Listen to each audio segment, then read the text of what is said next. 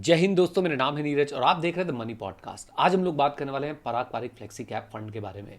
अगर आपने पिछले एक साल में इसमें इन्वेस्ट करना शुरू किया है तो आपके रिटर्न्स या तो जीरो होंगे या तो नेगेटिव के अंदर चल रहे होंगे। और अगर आप लोग पिछले 2 साल से इन्वेस्ट कर रहे हैं तो भी कोई बहुत बढ़िया खबर है नहीं मेरे पास, क्योंकि वहां पे आपके जो रिटर्न है वो एफडी से कम चल रहे होंगे। तो सवाल यह है कि भैया करना क्या है, क्यों ये फंड हमसे पैसे लेता है और कैश के अंदर रख देता है, और भाई साहब अपना एक्सपेंस रेशियो भी पूरा पूरा चार्ज करता जा रहा है। ये चिल्ड आउट वाइब्स कैसे आ गई इस फंड के अंदर? क्या ये फंड आपके लिए बिल्कुल बेकार हो चुका है? यही सारा डिस्कशन जो हम लोग करने वाले हैं इस वीडियो के अंदर। वीडियो को लाइक जरूर कर दीजिएगा, लाइक टारगेट रखते 500 लाइक्स का। और आपके पास कोई भी सवाल या सुझाव हो तो कमेंट बॉक्स में जरूर बताइएगा, मैं सारे कमेंट्स का रिप्लाई जो है जरूर जरूर जरूर करूंगा। आपने कमेंट्स को कम्युनिटी बना देना है। और साथ साथ एक बात बोलूंगा, आपका हर एक कमेंट, हर एक लाइक, हर एक व्यू हमें बहुत मोटिवेट करता है कि हम लोग आपके लिए कंटेंट बनाते रहें। तो चलिए अब बिना किसी देरी के शुरू करते हैं आज का डिस्कशन, जिसमें हम लोग इनका मंथली डिस्क्लोजर जो फैक्ट शीट आई है वो भी उठाएंगे और साथ में ये भी देखेंगे बने रहें या एग्जिट करें। अब इस टाइम पे ना हर कोई यही बोल रहा है कि पराग पारिक फ्लेक्सी कैप फंड जो है वो चिल्ड आउट जॉब कर रहा है, लोगों से पैसा ले रहा है, कैश में रख रहा है, फीस कमा रहा है, बिल्कुल एंजॉय कर रहा है। और अगर हम लेट 2024 से देखें तो एज सच फंड ने कुछ ज्यादा रिटर्न्स दिए नहीं हैं। आई थिंक एफडी से भी कम। राइट, एफडी से भी कम। यस। ओके, तो एक एक करके चीज़ों को एड्रेस करते हैं, बल्कि एक एक करके चीज़ों को डिस्कस करते हैं। एड्रेस करने वाले तो राजीव ठक्कर जी हैं, हम तो भाई डिस्कस ही कर सकते हैं। तो सबसे पहली बात मैं एक ना ये चीज़ बोलना चाहता हूँ कि इससे पहले आप लोग कमेंट करें कि मैं फ़ंड को डिफेंड कर रहा हूँ या मैं आप सबको एडवाइस कर रहा हूँ फंड में इन्वेस्ट। नहीं, मैं आपको इस फंड की मूवमेंट के थ्रू या इस फंड के थ्रू मैं आपको इक्विटी के कुछ प्रिंसिपल समझाने की कोशिश कर रहा हूँ, इक्विटी इन्वेस्टिंग के कुछ प्रिंसिपल समझाने की कोशिश कर रहा हूँ। इस फंड का एक कल्ट बन चुका है, एक इसके फैंस बन चुके हैं और इस फंड के एनिमी भी उतने ही बन चुके हैं। राइट, जिन्होंने इन्वेस्ट नहीं किया वो भी लड़ रहे होते हैं कि इतना कैश क्यों रखा है, मुझे पता नहीं क्यों लड़ रहे होते हैं, जबकि उनका कोई इंटरेस्ट नहीं है, बट फिर भी वो लड़ रहे होते हैं। चलिए खैर, तो सबसे पहली बात, कैश में पैसे रख लेते हैं ये लोग और उस पर जो है फीस चार्ज करते जा रहे हैं।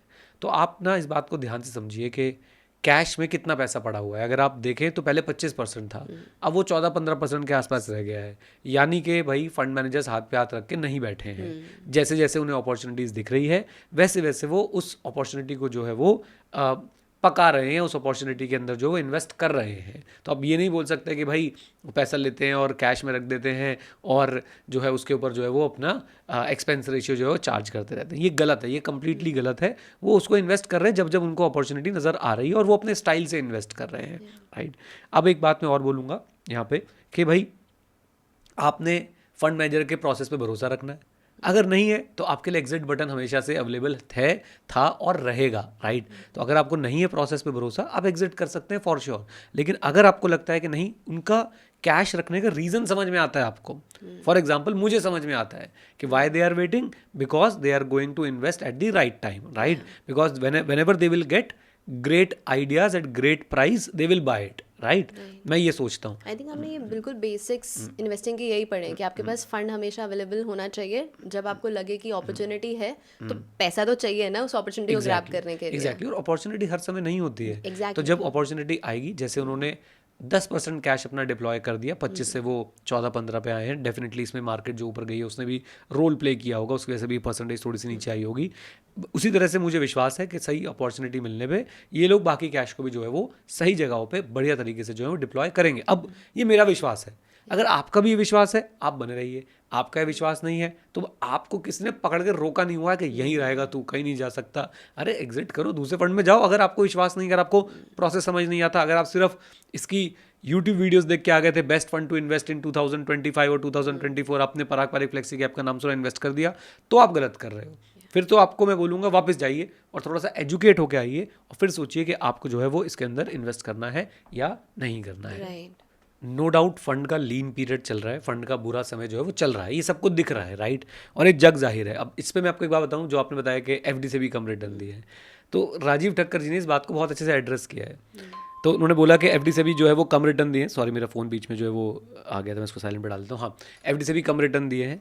तो राजीव ठक्कर जी ने बोला एफडी जैसे रिटर्न कमाने का सिर्फ एक ही रास्ता है और वो है एफडी में इन्वेस्ट करना। और मैं ना राजीव ठक्कर जी को इसलिए बहुत ज़्यादा लाइक करता हूँ कि सिंप्लिसिटी। इससे सिंपल आंसर कोई हो नहीं सकता कि आपको एफडी जैसे रिटर्न कमाने, प्लीज़ एफडी में इन्वेस्ट कीजिए। राइट, और इक्विटी में उन्होंने ये बात बोली जो मैं हर बार ऑलमोस्ट, मेरे को जितनी बार कभी भी मैं पॉडकास्ट पे गया हूँ या मुझे कहीं भी इनवाइट आया है जाने का, बोलने का, तो मैंने हमेशा वहाँ पे जाके एक ही बात बोली है, देखो जी बात ऐसी है, वोलेटिलिटी स्टॉक मार्केट में या इक्विटी इन्वेस्टिंग में एक फीचर होता है, बग नहीं होता है, राइट? आप लोग उसको बग समझ रहे हो कि भाई volatility is bad. No, it's not bad. This volatility only gives you the chance to invest in great businesses, right?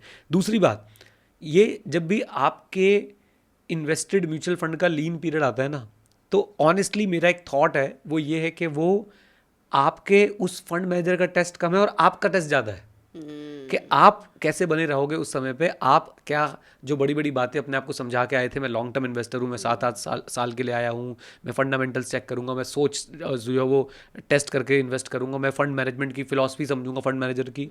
अब वो आपका टेस्ट हो रहा है कि क्या आप ये चीज़ें समझते हो. अगर आप ये चीज़ें समझते हो और आपको वो सारी चीज़ें अच्छी नज़र आ रही हैं, तो प्लीज़ आपको कोई ऐसा घबराहट में आके कोई कदम उठाने की ज़रूरत नहीं है. एक बात और बोलता हूँ वृंदा, एक बार ना आप 1 साल 3 साल की परफॉर्मेंस चेक करना बंद कर दो, 1 साल 2 साल 3 साल की परफॉर्मेंस चेक करना ही बंद कर दो, बल्कि 5 साल की भी परफॉर्मेंस चेक करना बंद कर दो.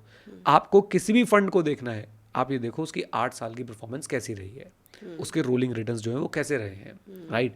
आप ये देखो उसकी स्टैंडर्ड डेविएशन कैसी रही है, आप ये देखो कि भाई उसका जो है वो कैप्चर रेशियो डाउन साइड कैसा रहा है. अगर आपको ये सब चीज़ें समझ आ रही हैं फंड की, तो फिर आपको बने रहना चाहिए. क्या आप इक्विटी में 3 साल के इन्वेस्ट करते हो? नहीं. आप 5 साल के लिए इन्वेस्ट करते हो? नहीं. आप कम से कम 7-8 साल, एक साइकिल को तो पूरा प्ले होने दोगे. आप उतने ही ईयर्स के लिए इन्वेस्ट करते हो. जो भी इन्वेस्टर पराग पारिक फ्लेक्सी कैप में पिछले 7-8 साल से बना हुआ होगा, आप उसका XIRR देख लीजिए, वो डेफिनेटली एक अच्छा XIRR जो है वो मिल रहा होगा, राइट? और साथ में एक बात बोलता हूँ, आपने किससे कंपैरिजन करना है? बेंचमार्क से. आप पीयर्स को छोड़ो ना, आप बेंचमार्क को देखो, क्या आपका फंड कंसिस्टेंटली बेंचमार्क को बीट कर रहा है 5 साल, 7 साल, 8 साल, 10 साल के पीरियड में? अगर हाँ, तो उस फंड में और कोई अगर कोई चेंज नहीं आया है, तो प्लीज़ अभी ये घबरा के एग्जिट करने की बातें जो है वो आपको नहीं करनी चाहिए. सो आगे बढ़ने से पहले मैं चाहूँगी कि हम अपने सब्सक्राइबर्स को एक गिफ्ट ज़रूर दें फॉर इंडिपेंडेंस डे. डेफिनेटली. तो उसका सिंपल तरीका है, हमारे जितने भी कोर्सेज हमारी वेबसाइट पे, उस पर 30% ऑफ आज इस इंडिपेंडेंस डे के महा उपलक्ष्य पे आप लोगों के लिए. You can use the code HID30 and you will get 30% off, flat 30% off on all the courses, and this will be up to 15th of August 2026. Okay, तो जाइए, जाके आपको जो भी चीज़ें सीखनी है वो आप ले सकते हैं. मैं, अगर आप मुझसे रिकमेंडेशन मांगेंगे मैं कहाँ से शुरू करूँ, तो आप म्यूचुअल फंड के कोर्स से शुरू कीजिए. एंड मैं और ज़्यादा कुछ बोलना नहीं चाहता, आप जाके डिस्क्रिप्शन पढ़िए. आपको बस ये मैं एश्योरेंस दे सकता हूँ कि आपको मिलेगी बहुत सारी वैल्यू. आप म्यूचुअल फंड के बारे में सब कुछ सीखेंगे, अपना पोर्टफोलियो अच्छे से बना पाएंगे, बना रखा है तो उसको आगे से अच्छे से चला पाएंगे. आप रेगुलर म्यूचुअल फंड से बाहर आ पाएंगे, कमीशंस में लाखों करोड़ों रुपए जो है वो बचा पाएंगे, और आपको हमेशा लाइफ टाइम सपोर्ट रहेगा हमारी तरफ से. सपोर्ट इन द सेंस, जो भी लाइव सेशंस हो रहे हैं, जो भी हम लोग कर रहे हैं, वो आप लोगों के साथ हम लोग शेयर करते रहेंगे, राइट? तो this is pay once and be with us for lifetime. कुछ ऐसा है. चलिए, सो मैं अब आपसे जानना चाहूँगी कि लास्ट मंथ में, that is July 2026, Parag Parikh flexi cap में हमें क्या चेंजेस देखने को मिले हैं? डेफिनेटली मैं आपको ना बल्कि ये स्क्रीन पे थोड़ा सा प्रेजेंट करके दिखाता हूँ. हैंड राइटिंग में लिखा है बट फिर भी दिखाता हूँ स्क्रीन पे. तो सबसे पहले ये बोलूँगा कि जुलाई मंथ में कोई मेजर चेंजेस नहीं है. आप कह सकते हैं कि काफ़ी मैं सा मंथ जो है वो था कि चलो ठीक है कर लेते हैं कुछ, राइट? बट एनीवेज, सबसे पहला चेंज अगर आप देखेंगे तो जैसे मैंने बताया, it was a low activity month. कोई ज़्यादा परचेज नहीं, सेल नहीं, राइट? अगर आप देखेंगे तो यहाँ पे मैं एक चीज़ ना बोलना चाहूँगा, बहुत बहुत ज़्यादा अच्छे से बोलना चाहूँगा, मैं बहुत ज़्यादा एम्फेसिस के साथ बोलना चाहूँगा. IT की बेट जो थी इनकी, अब आप बताइए क्या कहना है आपका. मुझे अच्छी तरह याद है जब ये IT में इन्वेस्ट कर रहे थे, हम लोग मंथली डिस्क्लोजर पे डिस्कशन कर रहे थे, तो लोग नीचे आके बोलते थे ये देखो एक और बड़ी गलती कर दी, IT सेक्टर इंडिया का डूब जाएगा, ख़त्म हो जाएगा, सब खराब हो जाएगा, TCS तो कभी बढ़ नहीं सकता, HCL, इन्फो, सबको मतलब इतनी हेट मिलती थी कमेंट्स में, एक सेक्टर के प्रति इतनी हेट मिलती थी, मैं बता नहीं सकता. और आपको मैं बड़ा खुश होता था क्योंकि ये मेरे लिए तो ना यही वो होता है एक मापने का तरीका कि कौन से सेक्टर की इस समय जो हालत ख़राब चल रही है और वहाँ पे इन्वेस्ट करना चाहिए. और वो कमेंट्स है, तो कमेंट्स में IT सेक्टर को बहुत ज़्यादा हेट मिला करती थी, राइट? बट अगर आप ध्यान से देखें, IT की जो बेट है वो कितने आराम से इन्होंने प्ले करी है, राइट? एग्जैक्टली. मतलब in the middle of so much criticism, इनकी IT की बेट जो है कितनी प्यार से जो इन्होंने प्ले करी है. अगेन, मैं कोई फंड को डिफेंड नहीं कर रहा हूँ, आपके सामने फैक्ट्स देखिए आप. IT आज की डेट में इनके पोर्टफोलियो का लगभग 10% बन चुका है और अभी एआई में इन्वेस्टेड नहीं किया इन्होंने, एआई पे हम आएंगे, चर्चा करेंगे, जिसमें अगर मैं इस मंथ की बात करूं तो थोड़ा माइनर सा इंक्रीमेंट देखने को मिला है हमें HCL टेक के अंदर। Now the third point, the third change, और वो मुझे लगता है कि काफ़ी बड़ा चेंज हो रहा है धीरे धीरे, हम पिछले 3-4 महीने से नोटिस करते हुए आ रहे हैं। गैस कंपनीज को अगर आप देखें, पेट्रोनेट LNG में 51% से अपनी होल्डिंग बढ़ाई है, साथ में महानगर गैस या फिर IGL की बात करें तो वहाँ पे भी हमें डबल डिजिट में होल्डिंग बढ़ती हुई जो है वो नज़र आई है। और एक क्लियरली हमें समझ आ रहा है कि भाई गैस सेक्टर पे ये फंड जो है वो ज़्यादा इस समय जो है वो बेट कर रहा है, ज़्यादा इसका जो है रुझान है। और चौथी चीज़ मैं आपको एक और बताऊं, ये बड़ी इंटरेस्टिंग बेट है या इंटरेस्टिंग इन्वेस्टमेंट है, CIE ऑटोमोटिव। इसमें 73% से जो है इन्होंने अपना होल्डिंग जो है वो इंक्रीज़ किया। और मैं आप सबको एक होमवर्क दे रहा हूँ कि ज़रा जाके देखें, काफ़ी इंटरेस्टिंग कंपनी है ये CIE ऑटोमोटिव। आप देखेंगे, आप एक बहुत बहुत फेमस कंपनी है, उसका बहुत बड़ा रोल है इस कंपनी के अंदर, कंपनी का रोल है कंपनी के अंदर। तो आप प्लीज़ जाके देखिए कि ये कंपनी क्या करती है और अपना थीसिस बताने की कोशिश कीजिए कि क्या लगता है कि यहाँ पे जो है इन्वेस्टमेंट क्यों की गई है, राइट। तो ये कुल मिला के मेजर चीज़ें हमें यहाँ पे देखने को मिली है। लो एक्टिविटी मंथ था, एंड एक चीज़ यहाँ पे आप नोटिस करें कि बैंकिंग सेक्टर में कोई किसी तरह का इंक्रीमेंट जो है वो हमें बड़े समय से देखने को नहीं मिल रहा है। IT सेक्टर में जो शायद इन्होंने अपनी पोजीशन बनानी थी वो पोजीशन बना के ये बैठ गए शांति से, और उसके बाद आप भी जानते हैं, मैं भी जानता हूँ, IT सेक्टर ने हमें कितना जो है वो इस समय जो है वो गेन दिखाया है। So all in all these are the major changes in the month of July 2026। इस टाइम पे हम सोशल मीडिया खोले ना, हर जगह पे हमें AI देखने को मिलता है। बिल्कुल। कि AI से हम ये कर सकते हैं, वो कर सकते हैं। बट यही अगर हम पराग पारिक फ्लेक्सी कैप की बात करें तो हमें इनके पोर्टफोलियो में ना कहीं पे भी AI का नामो निशान नहीं दिखता। ऐसा क्यों? देखो बात ऐसी है कि ना, अभी AI डेफिनेटली जो है, मैं इस बात का फर्म बिलीवर हूँ, AI दुनिया चेंज करेगा, right. AI is like electricity and internet. Electricity से दुनिया बदली, इंटरनेट से दुनिया बदली, मोबाइल कम्युनिकेशन से भी आप बोल सकते हो दुनिया बदली, जो आज के डेट में हम लोग मोबाइल लेके घूम रहे हैं, ऐसा ही AI है। और वो AI, उसका इम्पैक्ट हमें देखने को मिल रहा है, राइट। एंड हर जगह पे आपने जैसा बोला AI से रिलेटेड वीडियोज़ हैं।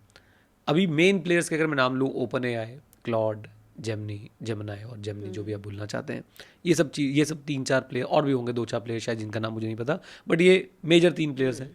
इसमें से कौन किंग बनेगा किसी को नहीं पता। पहली बात तो ये समझ लीजिए, राइट, कि किंग कौन बनने वाला है किसी को नहीं पता। और दूसरी एक खास बात, ये वॉरेन बफे ने भी बोला है, ये शायद राजीव ठक्कर जी ने बोला है, और ये ना आपको समझना पड़ेगा कि ज़रूरी नहीं है कि एक इंडस्ट्री जो इस ह्यूमन रेस की बड़ी बड़ी प्रॉब्लम सॉल्व करे और वो इंडस्ट्री में लाखों करोड़ों कस्टमर्स हों, उस इंडस्ट्री का लाखों करोड़ों का रेवेन्यू हो, उस इंडस्ट्री में हम सर्वाइव ना कर पाए, हो सकता है ऐसी इंडस्ट्री वेल्थ क्रिएट ना कर पाए। प्लीज़ समझिए इस बात को कि इंडस्ट्री का अच्छा होना और वेल्थ क्रिएट होना बहुत अलग अलग बात है। मैं आपको एग्जांपल देके समझाने की कोशिश करता हूँ। जैसे कि टेलीकॉम सेक्टर, किसी भी टेलीकॉम सेक्टर की कंपनी में आपने पैसे लगाए एक्सेप्ट वन इन इंडिया, और वो भी अब उभर के आने लग गई है, Airtel, right. Otherwise telecom sector में किसी की वेल्थ क्रिएट नहीं हुई। एक बात। दूसरी बात, इवन अगर आप देखें इंटरनेट की बात करते हैं, .com बबल्स की अगर हम बात करें, .com बबल की अगर हम बात करें, प्रॉब्लम ये भी होती है ना, जब जिस चीज़ का रश चल रहा होता है ना, वो ज़बरदस्ती हर कोई ना फिर वही कंपनी बनने की कोशिश करता है। जूता बेचने वाली कंपनी बोलती थी हम इंटरनेट कंपनी है, अब ऐसे ही हर कोई, आप देखो जूते के अंदर भी भाई AI टेक्नोलॉजी का यूज़ हो रहा है, राइट। तो ये बड़ी सिचुएशन आ जाती है कि जैसी कोई चीज़ चल रही होती है, हर कोई ना उसको अपने आप को से जोड़ने की कोशिश करने लग जाते हैं, और वहाँ पे इन्वेस्टर से गलती हो जाती है। वो सोचते हैं कि ओके ये थीम में पैसे लगाऊंगा तो वेल्थ क्रिएट हो जाएगी, ऐसा बिल्कुल ज़रूरी नहीं है। मैं आपको एक और चीज़ बताता हूँ। अभी ये जो न्यू एज हमारे जो ब्लिंकिट, जेप्टो, जोमेटो और ये स्विगी और फ्लिपकार्ट मिनट्स, ये सब आ रहे हैं, हो सकता है इससे भाई बहुत कन्वीनियंस हो रही हो सबके लिए क्रिएट, लेकिन वेल्थ क्रिएट हो रही है नहीं, ये नहीं कह सकते आप, राइट। तो इंडस्ट्री में फ्लरिश बट वेल्थ क्रिएट होगी, इसका कोई भी 100% जो है वो गारंटी नहीं होती है। तो वही मुझे लग रहा है कि अभी AI में एक तो क्लियर कट हमारे पास डायरेक्शन नहीं है कि भाई कौन विनर बनने वाला है। दूसरी बात, हो सकता है कि कोई भी विनर ना बने और बहुत अच्छा हो AI, सबकी है बहुत हेल्प करे, लेकिन फिर भी जो है AI वेल्थ ना क्रिएट कर पाए, this can be the outcome of this gold rush जो भी AI को लेकर चल रहा है। नाउ अब एक बात और बता दूं कि जितना मैं समझता हूँ, एक तो वैल्यूएशन सही नहीं है इन कंपनीज़ की, राइट। जितना मेरी जो लिमिटेड अंडरस्टैंडिंग है, ये बिल्कुल एक कंप्लीट बबल वाले साइंस जो है मुझे मिल रहे हैं AI की, जब मैं कंपनीज़ की वैल्यूएशन देखता हूँ। हाँ, एक बात मैं ज़रूर समझता हूँ, एक बार और डिटेल में चेक करना पड़ेगा। मेरा ऐसा मानना है कि Indian IT is going to play a very big role in the implementation of AI और back end of AI, right? मैं शायद इसको शब्दों में बयान नहीं कर पा रहा, बट मुझे लगता है कि ये TCS, इन्फोसिस, HCL, ये कंपनीज जो है बहुत बड़ा रोल प्ले कर सकती हैं, they will be the backbone. They will be the backbone, right? And वहाँ पे आप देखो उन्होंने बेट ले ली है, राइट? तो इनका क्या थॉट प्रोसेस है ना कि जब पूरी दुनिया पागल होगी कि भाई यहाँ पे खजाना मिल रहा है, सोना मिल रहा है, तो ये सोने के पीछे ना भाग के ये फावड़ा बेचेंगे, राइट? ये फावड़ा बेचने वाली कंपनी में इन्वेस्ट करेंगे. तो वही अप्रोच जो है मुझे यहाँ पे नज़र आ रही है, राइट? एंड ऑनेस्टली अगर मैं खुद भी अगर पैसे लगाने के बारे में सोचूं तो मैं आज की डेट में किसी AI कंपनी में इन्वेस्ट नहीं करूंगा, because of my learning and experience that number 1 हो सकता है भाई एक इंडस्ट्री बहुत फले फूले लेकिन उसमें आपकी वेल्थ ना क्रिएट हो पाए, and number 2 I don't know कि भाई आगे चल के कौन सा प्लेयर बिल्कुल जीरो ही हो जाए, राइट? आप अगर अपने भी पैटर्न में देखोगे ना, और मैं सबसे बोलूँगा अपना पैटर्न चेक कीजिए AI यूज़ करने का. पहले सिर्फ ChatGPT ही यूज़ हो रहा था, आज की डेट में शायद क्लॉड लोग बहुत ज़्यादा यूज़ कर रहे हो, और कुछ लोगों ने दोनों को छोड़ के बोला भाई मैं तो जेमिनाई को यूज़ करूँगा सबसे ज़्यादा, या कोई और AI का वो टूल यूज़ कर रहे हो ना, सब कुछ छोड़ दिया हो, राइट? और एक बात और है कि भाई AI रैपर कंपनीज भी बहुत बन रही है. वही जो मैं बोल रहा हूँ ना कि आपने कुछ भी करा बस उसको AI के साथ जोड़ दिया, कुछ नहीं किया तो आपने बस वो, अभी मैं नाम नहीं लेना चाहता, इंडिया में भी भाई 1-2 कंपनीज बनाई गई ऐसी, राइट? कि हम देखो हम इंडिया का AI बनेंगे, कुछ नहीं था, वो पीछे सब क्लाउड और ChatGPT सब चल रहा होता था, आगे बस आपने फेस जो है डिफरेंट दिया था. खैर, सो AI बेट अभी इन्होंने नहीं लिया, मुझे लगता भी नहीं है इस वैल्यूएशन पे लेंगे. फ्यूचर का कुछ पता नहीं है, इंडस्ट्री हो सकता है फ्लरिश करे लेकिन वेल्थ जो हो सकता है क्रिएट ना हो. तो they are betting on the people who are selling the tools rather than who are selling the dreams. Right. Parag Parikh flexi cap के लिए ना ये चीज़ ज़रूर बोली जाती है कि ये अंडर परफॉर्म कर रहा है because of the fund size कि बहुत ज़्यादा बड़ा हो गया इसलिए परफॉर्मेंस नहीं दे पा रहा. तो इस पर आपका क्या कहना है? इस पर मेरा जो कहना है वो लोगों को बिल्कुल पसंद नहीं आता. लोग सोचते हैं ऐसा कि अगर एक फ़ंड का साइज़ बड़ा हो गया तो परफॉर्म नहीं करेगा. पहली बात तो आप ये समझिए कि ये फ़ंड है क्या ये एक स्मॉल कैप है? ये एक फ्लेक्सी कैप है. Large cap, mid cap, small cap, even foreign equities, debt, REITs, कहीं भी इन्वेस्ट कर सकता है, राइट? अब अगर ये परफॉर्म नहीं कर रहा है तो मैं आपको इसके काउंटर पार्ट्स बताता हूँ. HDFC फ्लेक्सी कैप भी 1 लाख करोड़ से ऊपर चला गया है. उसके लिए आज तक किसी ने नहीं बोला अरे AUM 1 लाख करोड़ हो गया, ये परफॉर्म नहीं करेगा. क्यों नहीं बोल रहे हो, राइट? एक बात. दूसरी बात, मैं जो आपको कॉन्टेक्स्ट देना चाह रहा हूँ वो ये है कि आप ना इस बात को समझिए कि भाई निपॉन इंडिया स्मॉल कैप को पकड़ के देखो एक बार, उसका AUM एक बार आप चेक करो उसका AUM कितना है, और फिर आप चेक करो कि वो तो अभी भी रिटर्न्स दिए जा रहा है.